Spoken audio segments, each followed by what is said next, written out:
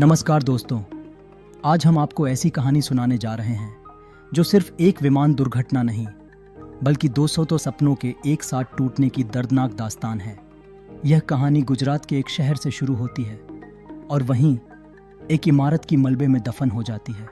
7 जून 2025 की दोपहर ताशक नगर एयरपोर्ट से लंदन के लिए उड़ान भरने वाला एक इंटरनेशनल उड़ान भरते ही शहर के एक घनी आबादी वाले इलाके पर गिर जाता है। विमान में कुल 247 लोग सवार होते हैं, जिसमें एक चर्चित मंत्री, विदेशी नागरिक और एक चर्चित वैज्ञानिक भी शामिल होते हैं। क्रैश के बाद शहर में अफरा तफरी मच जाती है और धीरे धीरे सामने आता है एक ऐसा रहस्य जो मात्र तकनीकी खराबी नहीं बल्कि साजिश की ओर इशारा करता है। ताशक नगर की दोपहर हमेशा की तरह शांत थी। सड़कों पर चहल पहल थी, बच्चे मैदानों में खेल रहे थे और लोग रविवार की छुट्टी का आनंद ले रहे थे।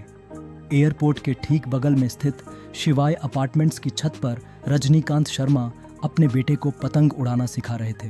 अचानक एयरपोर्ट की ओर से जोर की गड़गड़ाहट सुनाई दी। लोगों ने ऊपर देखा। आसमान में एक विशाल विमान नीचे की ओर झुकता जा रहा था। चंद सेकंड बाद वह विमान सीधे शिवाय अपार्टमेंट्स की इमारतों पर गिरा। धमाका इतना जोरदार था कि कई किलोमीटर दूर तक उसकी आवाज गूंजी। विस्फोट के साथ चारों ओर धुआं फैल गया।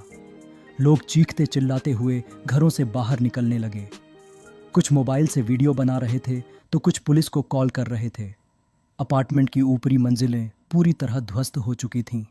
फायर ब्रिगेड, पुलिस और एम्बुलेंस की गाड़ियां पहुंच चुकी थीं, लेकिन हालात बेकाबू थे। विमान का अगला हिस्सा एक इमारत में फंसा हुआ था और उसमें से लपटें निकल रही थीं। रात तक दुर्घटना स्थल से 56 शव बरामद किए जा चुके थे। विमान में सवार 247 लोगों में से 103 विदेशी नागरिक थे, जिसमें यूक्रेन के वैज्ञानिक डॉ मिलोविच, जर्मन पत्रकार हाइने मायर और भारत सरकार के पूर्व मंत्री सतीश भानुशाली भी थे। लेकिन एक नाम जो सबसे ज्यादा चौंकाने वाला था वह था एयर नेविगेशन विभाग की चीफ इंजीनियर अन्विता घोष। वह इस विमान में क्यों थीं?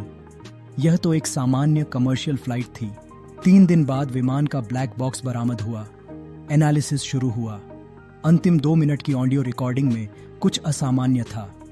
पायलट की आवाज कांप रही थी।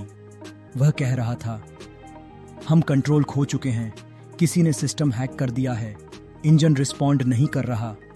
अचानक एक तीसरी आवाज आई, एक गहरी रूखी आवाज, तुम लोग कभी लंदन नहीं पहुंचोगे। फॉरेंसिक एक्सपर्ट्स ने स्पष्ट किया कि यह कोई ऑटोमेटिक संदेश नहीं था। किसी ने फ्लाइट के कम्युनिकेशन सिस्टम से हैक करके ये आवाज भेजी थी। अब शक की सुई 2 संभावनाओं की ओर घूमी, आतंकी हमला या अंदरूनी साजिश। खुफिया एजेंसियां सक्रिय हो गईं। जांच में पाया गया कि विमान के टेक ऑफ के ठीक पहले किसी ने उसके सॉफ्टवेयर को रिमोट एक्सेस से छेड़ा था। आश्चर्यजनक बात यह थी कि एयरपोर्ट की टेक्निकल टीम के एक जूनियर इंजीनियर कौस्तुभ घोष घटना के 1 दिन पहले से गायब था। कौस्तुभ कोई सामान्य इंजीनियर नहीं था। उसकी बहन अन्विता घोष थी, जो खुद भी इस विमान में थीं। अन्विता घोष सरकार के एक सीक्रेट मिशन पर काम कर रही थी, जिसका उद्देश्य था अंतर्राष्ट्रीय एयर ट्रैफिक के डिजिटल इंफ्रास्ट्रक्चर को हैकिंग से सुरक्षित करना। 2 महीने पहले उन्हें जानकारी मिली थी कि भारत के 3 एयरपोर्ट की डिजिटल प्रणालियां ब्लैक कोड नामक एक अज्ञात साइबर समूह के निशाने पर हैं।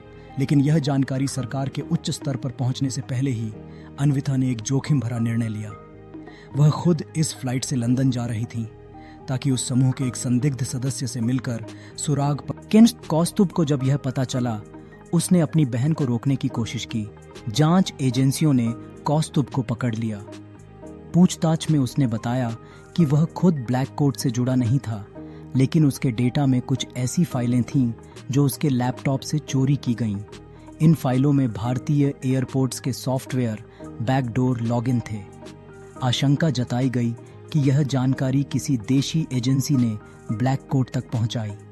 जैसे जैसे जांच आगे बढ़ी, यह स्पष्ट होने लगा कि इस दुर्घटना के पीछे कोई विदेशी संगठन नहीं बल्कि देश के ही कुछ उच्च पदों पर बैठे लोग शामिल थे। सतीश भानुशाली ने हाल ही में सरकार के एक रक्षा सौदे पर सवाल उठाए थे। डॉ मिलोविच के पास भारत के अंतरिक्ष सुरक्षा सिस्टम की कुछ अहम जानकारियां थीं। क्या यह विमान गिराना एक सोची समझी साजिश थी? सरकारी रिपोर्ट में इसे तकनीकी खराबी से हुआ हादसा बताया गया, जबकि ब्लैक बॉक्स की रिकॉर्डिंग, अन्विता की ईमेल्स और कौस्तुभ की फाइलें कुछ और कहती थीं। पीड़ितों के परिवारों ने न्याय की मांग की, लेकिन सरकार ने फाइल सील कर दी। अन्विता की मौत रहस्य बन गई, लेकिन उनकी डायरी में एक वाक्य लिखा मिला, यदि मैं नहीं बच सकी तो मेरी मौत एक सवाल उठाएगी और यही मेरा उत्तर होगा। ताशक नगर एयरपोर्ट के सामने एक स्मारक बनाया गया, जिसमें 247 पीड़ितों के नाम दर्ज किए गए। हर साल 7 जून को वहां कैंडल मार्च निकाला जाता है। रजनीकांत शर्मा, जिनके बेटे ने पतंग उड़ाते हुए वह विमान गिरते देखा था, आज एक सामाजिक कार्यकर्ता हैं। उन्होंने एक किताब लिखी, अंतिम उड़ान, जिसमें वे कहते हैं, कभी कभी जहाज आसमान से नहीं, सच्चाई। वीडियो को शेयर करें ताकि लोग समझ सकें, हादसे कभी अचानक नहीं होते, कभी कभी वो बनते हैं साजिशों से।